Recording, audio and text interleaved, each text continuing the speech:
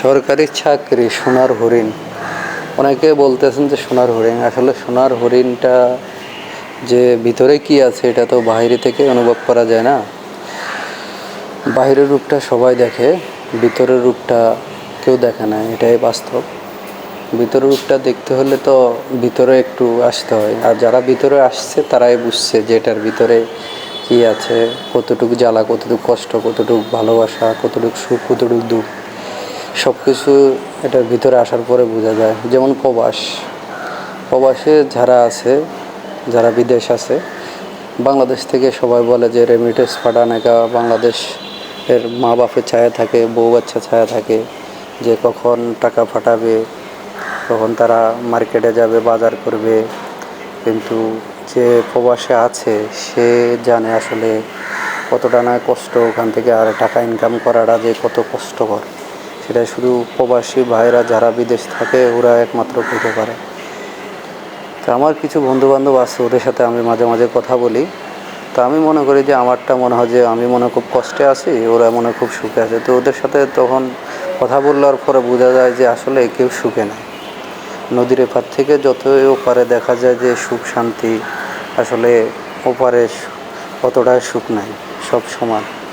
তো এই কষ্টে সবাই থাকে, কষ্টের মাঝেও মাঝে মাঝে তবুও ফ্যামিলির সাথে তো আর সব কিছু শেয়ার করা যায় না। কারণ ফ্যামিলির কাছে আপনার যদি বলেন যে আমি বিদেশে এই কাজটা করতেছি, তখন ফ্যামিলির লোক তো সারাক্ষণ কান্নাকাটি করবে।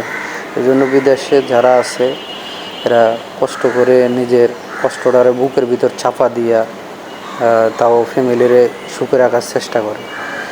তো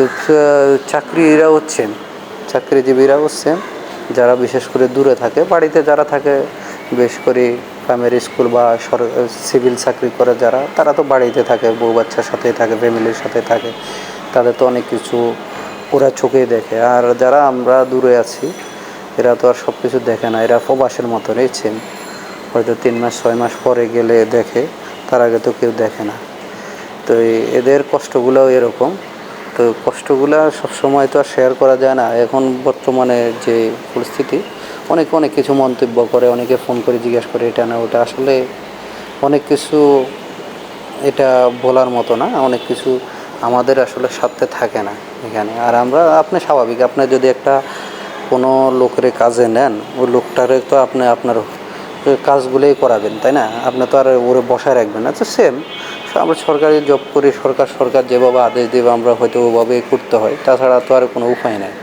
আর এখানে অন্য কিছু মন্তব্য করারও কিছু নাই, অন্য কিছু করা ভাবারও সুযোগ নাই। আর এখানে সবাই সবসময় চিন্তা করবেন যে সবাই পজিটিভলি চিন্তা করতেন, আসলে নেগেটিভলি চিন্তা না করাটাই বেটার।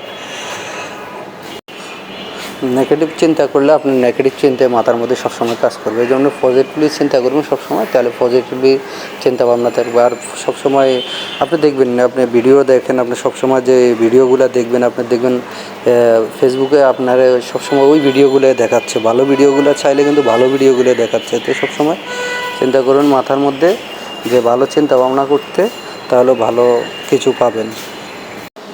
তো দিন শেষে একটা কিছু বলতে চাই, সেটা হলো যে সবাই ভালো থাকবেন, সবাই সবার জন্য দোয়া করবেন, যে যেখানে আছেন সবাই সবার জন্য দোয়া করবেন।